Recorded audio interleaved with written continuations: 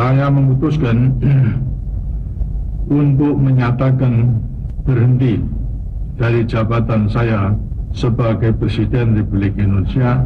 13 Mei 1998, Jakarta dilanda kerusuhan hingga 15 Mei 1998. Kerusuhan diwarnai dengan aksi perusakan dan pembakaran. 21 Mei 1998, Presiden Soeharto mengundurkan diri. Kerusuhan dimulai dari kampus Trisakti di Jalan Daan Mogot dan Jalan Kiai Tapa dan juga Jalan Es Parman hingga sore hari. Aksi perusakan dan pembakaran terus meluas. Berikut adalah kronologi kejadian kerusuhan Mei 1998.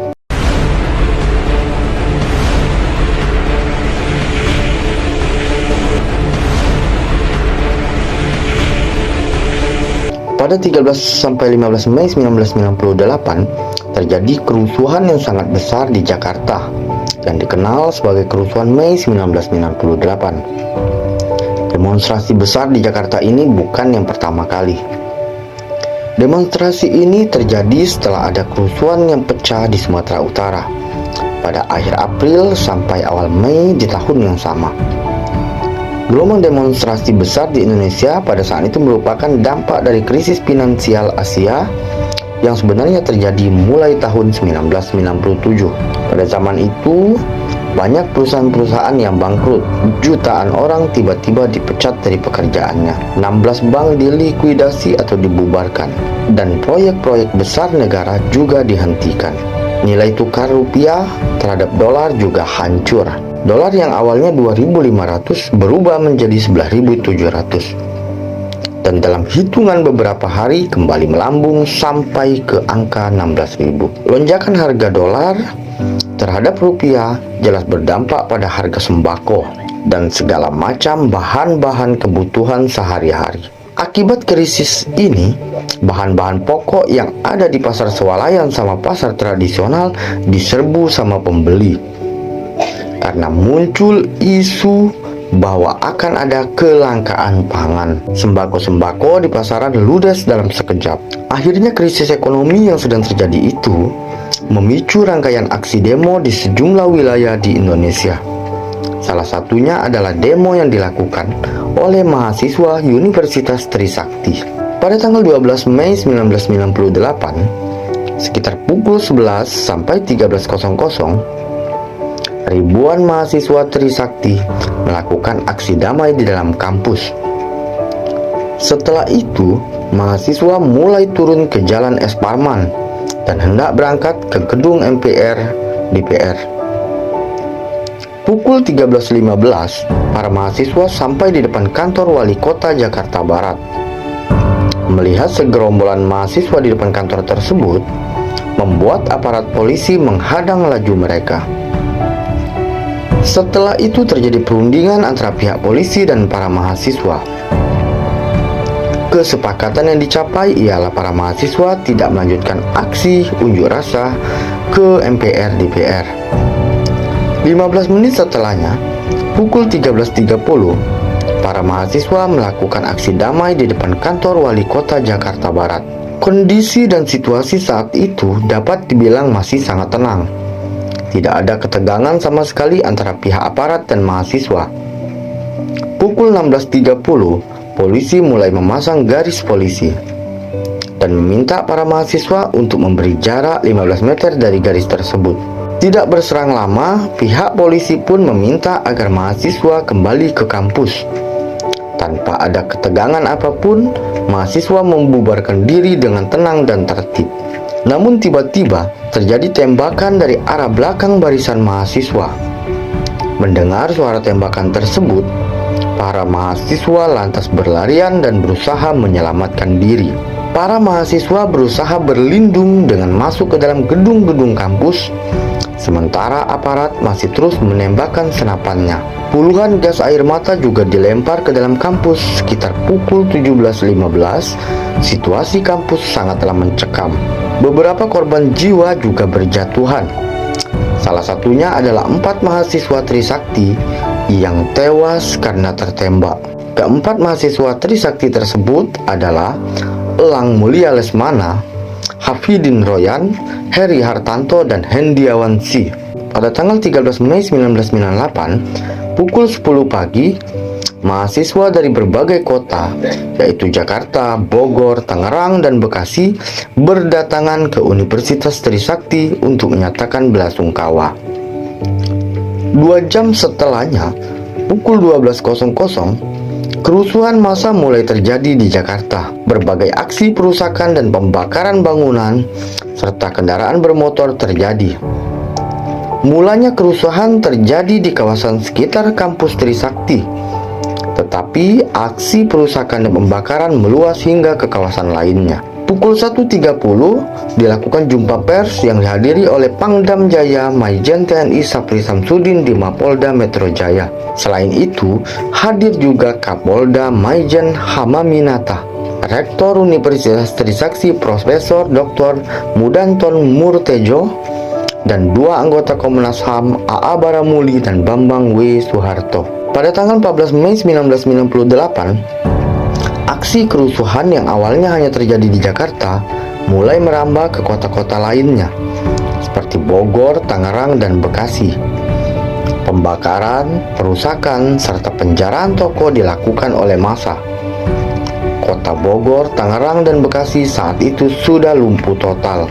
Di Sidotopo, Surabaya, pada 14 Mei 1998, massa menargetkan toko dan rumah milik orang-orang Tionghoa, menjarah harta benda dan membakar properti mereka. Di hari yang sama, di Padang, Sumatera Barat, sedikitnya 10 kantor, bank, dan ruang pamer rusak dilempari batu oleh mahasiswa. Perusakan tersebut mereka lakukan saat dalam perjalanan menuju kantor DPRD Sumatera Barat. Di Palembang, Sumatera Selatan, 10 toko milik etnis Tionghoa dan belasan lebih mobil dibakar oleh massa, serta puluhan orang mengalami luka-luka terkena lemparan batu oleh mahasiswa yang berunjuk rasa di kantor DPRD Sumatera Selatan. Akibatnya sampai 15 Mei 1998 terjadi berbagai tindakan kejahatan di Jakarta dan kota besar lain di Indonesia.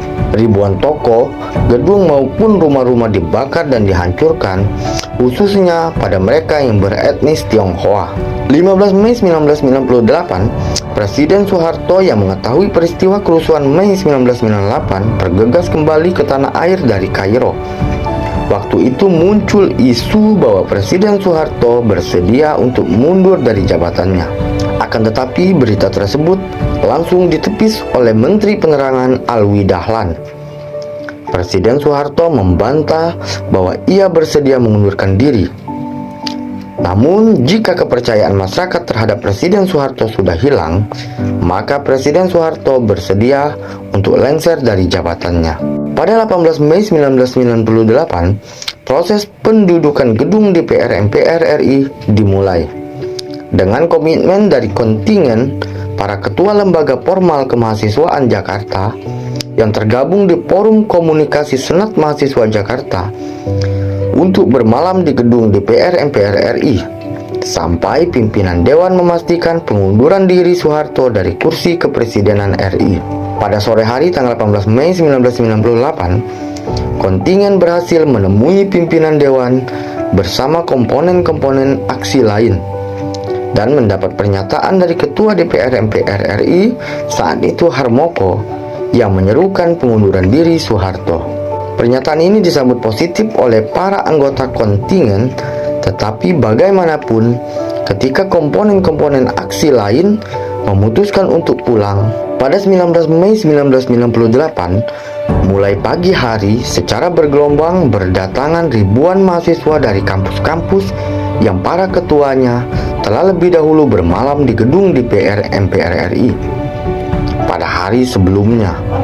Sampai saat itu, koordinator lapangan yang ditunjuk Heru Cokro bertugas untuk mengkoordinir seluruh massa yang hadir dari masing-masing kampus agar sesuai arahan kolektif dari kontingen FKSMJ, dan koordinator aksi ditunjuk Henry Basel. Pada tanggal 20 Mei 1998, Heru bersama Ahmad menemui personel Sekretariat DPR MPR RI.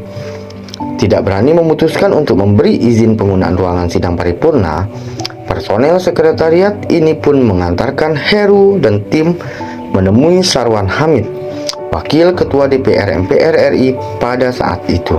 Ketika mendengar rencana prosesi itu, Sarwan Hamid hanya berkomentar bahwa sebaiknya prosesi itu ditunda karena hari itu, 20 Mei 1998, Soeharto akan segera mengumumkan pengunduran dirinya. Pada tanggal 20 Mei tersebut, aksi berjalan meriah. Banyak tokoh nasional yang hadir di gedung DPR MPR RI dan bergiliran memberikan orasi ke massa. Kesemarakan ini pun semakin bertambah. Sampai sore hari, tetap tidak ada tanda-tanda bahwa Soeharto akan mengundurkan diri dari jabatan presiden. Akhirnya pada 21 Mei 1998, pukul 10 pagi di Istana Merdeka, di hadapan Mahkamah Agung, Presiden Soeharto setelah menjabat selama 32 tahun menyatakan mundur dari jabatannya. Oleh karena itu, dengan memperhatikan ketentuan pasal 8 Undang-Undang Dasar 1945 dan setelah dengan sungguh-sungguh memperhatikan pandangan pimpinan Dewan Perwakilan Rakyat dan pimpinan fraksi-fraksi yang ada di dalamnya, saya memutuskan untuk menyatakan berhenti dari jabatan saya sebagai Presiden Republik Indonesia terhitung sejak saya bacakan pernyataan ini pada hari ini, Kamis 21 Mei 1998. Pengunduran Presiden Soeharto menjadi permulaan era reformasi. Berdasarkan catatan tim gabungan pencari fakta, kerusuhan Mei 1998 setidaknya menelan korban jiwa sebanyak 1.308 orang. Dengan rincian, 1.190 orang meninggal karena senjata, 564 orang meninggal karena dibakar, dan korban luka-luka sebanyak 91 orang. Sebanyak 85 korban pada saat itu mengalami pelecehan. Lebih dari 4.000 gedung hancur dan terbakar. Kerugian fisik yang ditanggung oleh pemerintah Indonesia sebesar 2,5 triliun.